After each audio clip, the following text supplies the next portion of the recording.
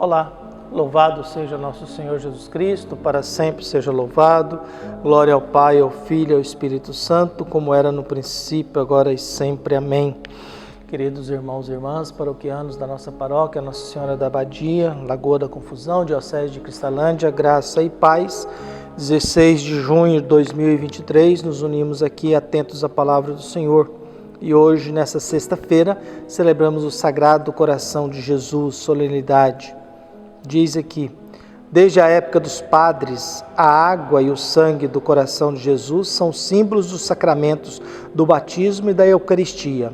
A própria Igreja, como a nova Eva, é vista como nascida do lado aberto de Cristo na cruz, o novo Adão. A contemplação do coração de Jesus, jorrando sangue e água, sempre foi na Igreja fonte de piedade, oração, fé, graça.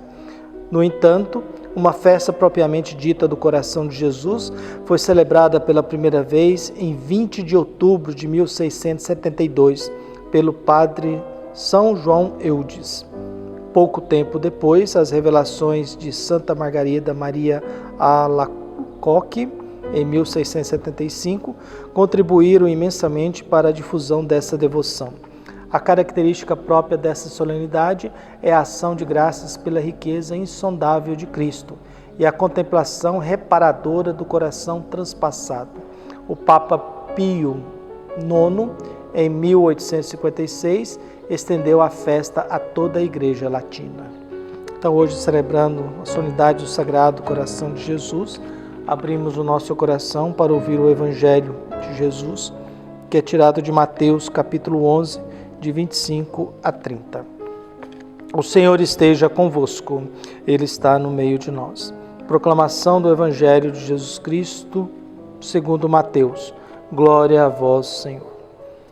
Naquele tempo, Jesus pôs-se a dizer: Eu te louvo, ó Pai, Senhor do céu e da terra, porque escondestes essas coisas aos sábios e entendidos e as revelastes aos pequeninos.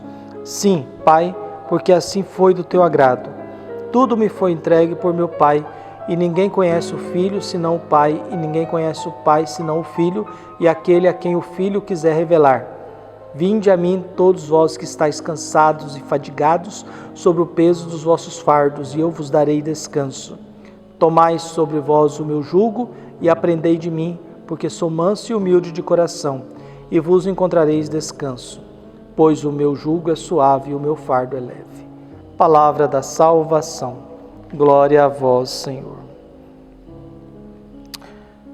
Na carta de São João é escrito: Caríssimos, amemo-nos uns aos outros, porque o amor vem de Deus, e todo aquele que ama nasceu de Deus e conhece a Deus. Quem não ama não chegou a conhecer a Deus, pois Deus é amor.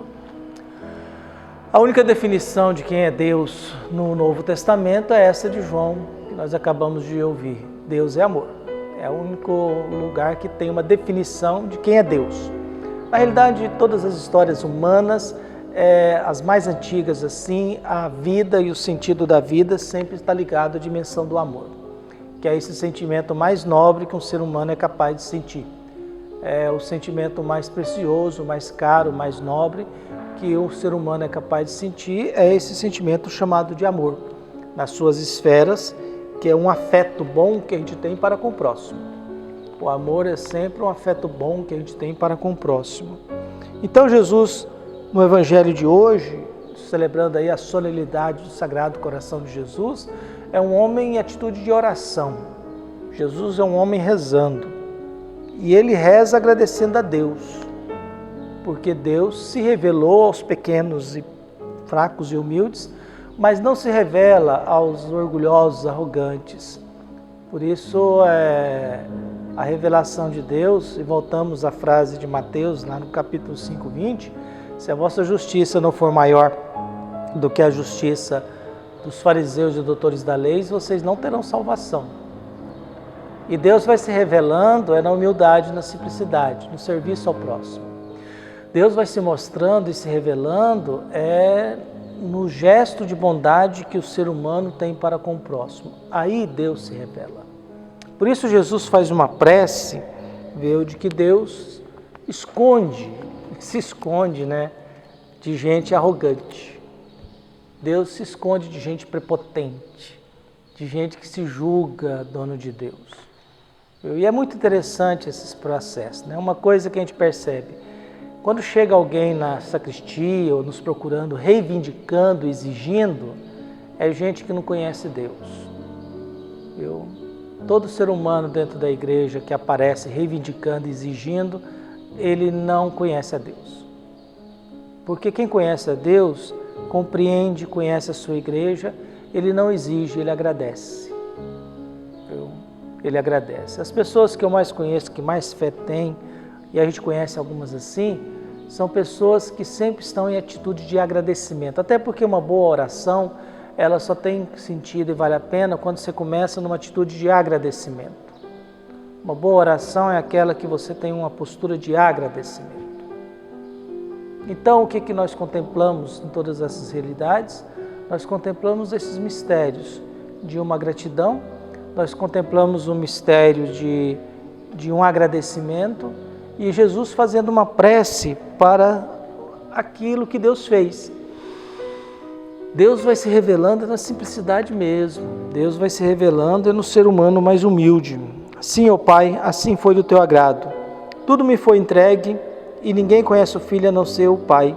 E ninguém conhece o Pai senão o Filho, aquele a quem o Filho quiser revelar. E aí tem mais isso. Deus vai se revelando e quem me revela quem é Deus é o Jesus. Por isso que os evangelhos é a fonte da nossa fé. Os evangelhos é a fonte, daquilo que nós temos como referência para construir a nossa fé. E a nossa fé em Jesus Cristo vai nos levar a construir uma história cristã, aprovada e abençoada por Deus. Por mais que às vezes a gente não saiba muito bem como se comportar.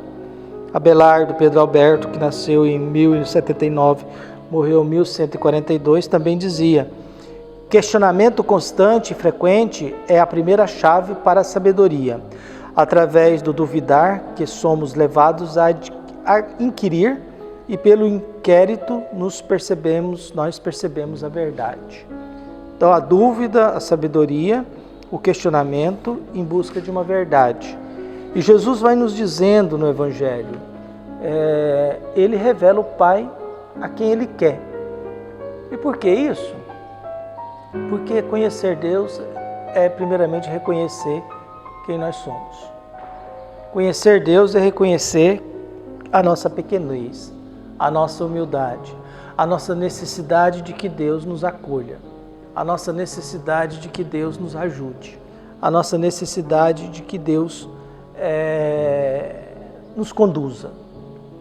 Mas também Jesus sabe que existe um povo cansado e convida: vinde a mim, vós todos que estáis cansados e fadigados sob o peso dos vossos fardos, e eu vos darei descanso.